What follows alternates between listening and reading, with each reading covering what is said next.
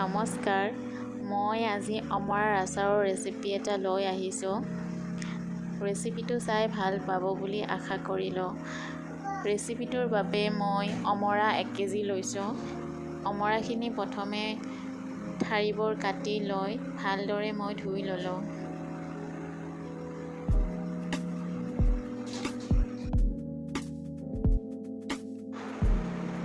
অমৰাকেইটা অলপ কোমলীয়া হ'লে ভাল হয়, কিন্তু এই অমৰাখিনি অকণমান পুৰঠ হৈছে বাবে মোৰ কাটিব অলপ কষ্ট হ'ল, সেইবাবে মই দুফাল কৰিয়েই থৈ দিলোঁ। আপোনালোকে নিজৰ পচন্দ অনুযায়ী কাটি ল'ব। অমৰাখিনি কটা হোৱাৰ পিছত মই 1 কাপ নিমখ তাত মিক্স কৰি এদিনৰ বাবে থৈ দিলোঁ।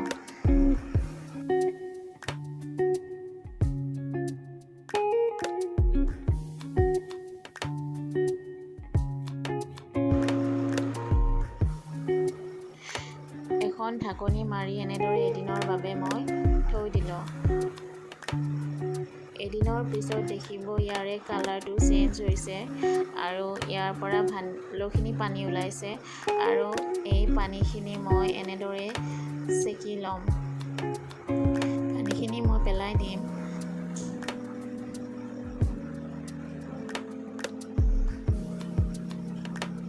এনেদৰে মই আধা ঘণ্টাৰ কাৰণে থৈ দিলোঁ।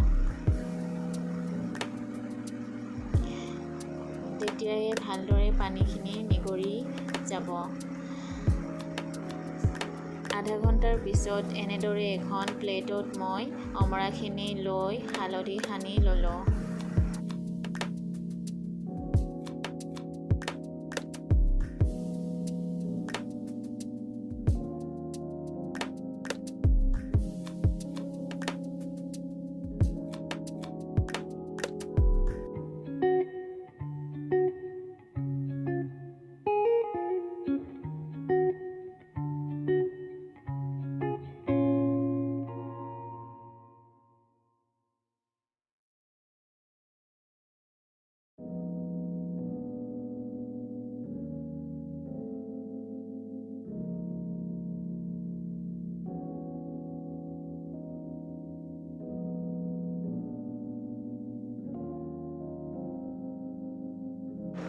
হালধিখিনি সানি এখন ডলাত বাতৰি কাকত 2খন পাৰি লৈ তাত ধুনীয়াকৈ মেলি দিলোঁ।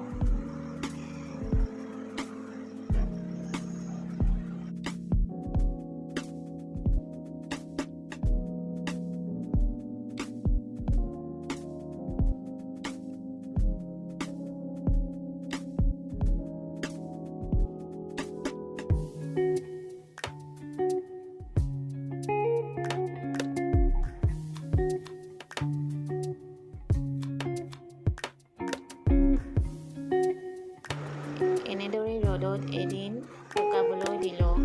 এদিনৰ পিছত দেখিব অমৰাখিনি ধুনীয়াকৈ শুকাই গৈছে।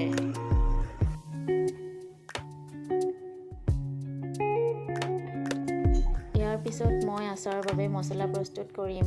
মছলাৰ বাবে মই লৈছোঁ 2 চামুচ মেথি গুটি, 2 চামুচ জিৰা, আধা চামুচ ক'লা জিৰা, 3 চামুচ ধনিয়া গুটি, জলকীয়া 20টামান লৈছোঁ, চফ গুটি আৰু এজৱাইন, আৰু 4 চামুচ বগা বেহাৰ ল'লোঁ। তাৰপিছত এখন গৰম টাৱাত মই মছলাখিনি ধুনীয়াকৈ ভাজি ল'ম।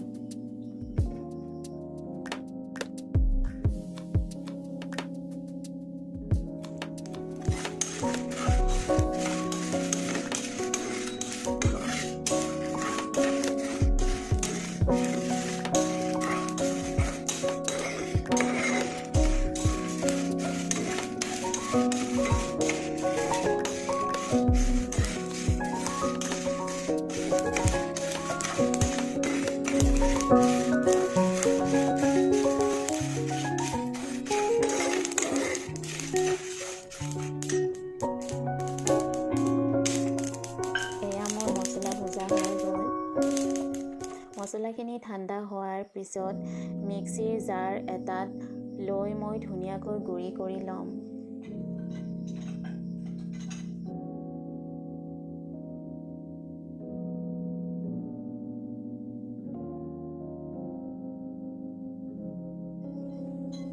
পিছত শুকাই যোৱা অমৰাখিনি এটা ডাঙৰ পাত্ৰত লৈ ল'লোঁ।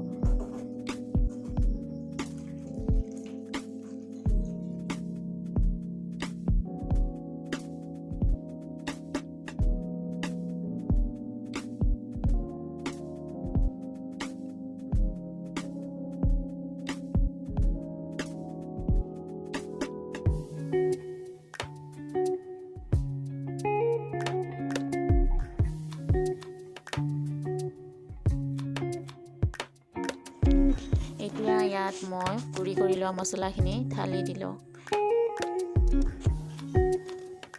2 চামুচ ৰেড চিলি পাউডাৰো দি দিলোঁ। আৰু ইয়াত মই বেছি নিমখ ব্যৱহাৰ নকৰোঁ, মাত্ৰ 1 চামুচ নিমখ দিলোঁ। আৰু মই আগতে তেলখিনি গৰম কৰি ঠাণ্ডা কৰি লৈছিলোঁ, সেইখিনিও ইয়াত ঢালি দিলোঁ। ইয়াৰ পিছত এইখিনি ভালকৈ মিক্স কৰি ল'লোঁ।